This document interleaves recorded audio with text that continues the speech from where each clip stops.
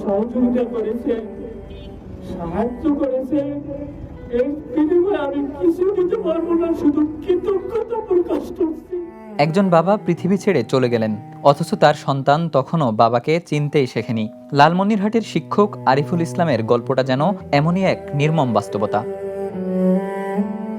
মাদক, অনলাইন জুয়া আর সামাজিক অপরাধের বিরুদ্ধে নিজের এলাকায় সচেতনতা তৈরি করতে চেয়েছিলেন ৩৫ বছর বয়সী এই শিক্ষক। আলোকিত লালমনিরহাট নামে সামাজিক আন্দোলনের সঙ্গেও যুক্ত ছিলেন তিনি। নিজ গ্রামের তরুণদের মাদক ও জুয়ার অন্ধকার থেকে দূরে রাখতে স্থানীয়দের সচেতন করতেন। সংশ্লিষ্টদের এসব কর্মকাণ্ড বন্ধ করার আহ্বান জানিয়ে প্রয়োজনে আইন শৃঙ্খলা রক্ষাকারী বাহিনীকে জানানোর কথাও বলেছিলেন। কিন্তু অপরাধের বিরুদ্ধে সেই অবস্থানই যেন তার জীবনে ডেকে আনলো ভয়াবহ পরিণতি। গত ১ আগস্ট কলেজ থেকে বাড়ি ফেরার পথে নিজ বাড়ির কাছেই আরিফুলের ওপর হামলা হয়। ধারালো অস্ত্রের আঘাতে গুরুতর আহত হয়ে অচেতন অবস্থায় পড়েছিলেন তিনি। লালমনিরহাট সদর হাসপাতাল থেকে নেওয়া হয় রংপুর মেডিকেল কলেজ হাসপাতালে। অবস্থার অবনতি হলে সেদিনই তাকে ঢাকায় নেওয়া হয়। এরপর এভারকেয়ার হাসপাতালের আইসিইউতে প্রায় ২০ দিন ধরে চলছিল চিকিৎসা। পরিবার তখনও আশা করছিল আরিফুল হয়তো ফিরে আসবেন, কিন্তু সেই আশা আর পূরণ হলো না। শুক্রবার রাতে চিকিৎসাধীন অবস্থায় মারা যান তিনি। আর এই মৃত্যুর মাত্র কয়েকদিন আগেই তার পরিবারে এসেছিল নতুন অতিথি।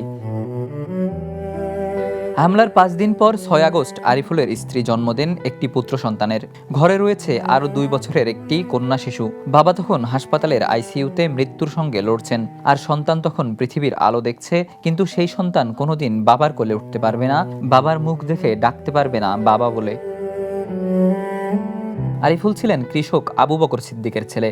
২ ভাই ও ৩ বোনের মধ্যে তিনিই ছিলেন একমাত্র চাকরিজীবী। বড় ভাই মানসিকভাবে অসুস্থ, তাই পরিবারের সবচেয়ে বড় ভরসাটিও হারিয়ে গেল একসঙ্গে। আরিফুলের মৃত্যুর খবর ছড়িয়ে পড়লে এলাকায় উত্তেজনা তৈরি হয়। কয়েকটি বাড়িতে অগ্নিসংযোগ ও ভাঙচুরের ঘটনাও ঘটে বলে জানা গেছে। পরে পুলিশ, বিজিবি ও ফায়ার সার্ভিস পরিস্থিতি নিয়ন্ত্রণে আনার চেষ্টা করে। পরিবার চায় আর কোনো প্রতিশোধ নয়, তারা চায় সুষ্ঠু তদন্ত। হামলার প্রকৃত কারণ বের করে জড়িতদের আইনের আওতায় এনে দৃষ্টান্তমূলক শাস্তি চান তারা। আপনারা যে সহযোগিতা করেছেন, সাহায্য করেছেন, এই বিনিময়ে আমি কিছু দিতে পারবো না, শুধু কৃতজ্ঞতা প্রকাশ করছি। যে আমার ছেলেকে হত্যা করেছিল তার ফাঁসি চাই, তার ফাঁসি চাই। লালমনিরহাটের জেলা প্রশাসক রাশিদুল হক বলেন, এ ধরনের মৃত্যু যাতে আর না ঘটে সে বিষয়ে সম্মিলিতভাবে কাজ করা হবে। পুলিশ সাঁড়াশি অভিযান চালাচ্ছে, আশা করছি দ্রুতই মামলার বাকি আসামিরাও গ্রেপ্তার হবে। এবং এই ধরনের মৃত্যু যাতে আর না ঘটে সেই বিষয়ে আমরা সবাই সম্মিলিতভাবে প্রচেষ্টা গ্রহণ করব। পুলিশ বিভাগ ইতিমধ্যে সাঁড়াশি অভিযান শুরু করেছে। আমরা আশা করছি অতি দ্রুত বাকি যে আসামিরা আছে তারা গ্রেপ্তার হবে। আরিফুলের স্বপ্ন ছিল অপরাধমুক্ত একটি সমাজ। সেই স্বপ্ন হয়তো তিনি দেখে যেতে পারেননি, কিন্তু তার 2 সন্তান বড় হবে বাবার গল্প শুনে। একজন বাবার গল্প, যিনি নিজের নিরাপত্তার কথা না ভেবে অন্যদের সন্তানদের নিরাপদ ভবিষ্যতের জন্য মাদক আর জুয়ার বিরুদ্ধে দাঁড়িয়েছিলেন।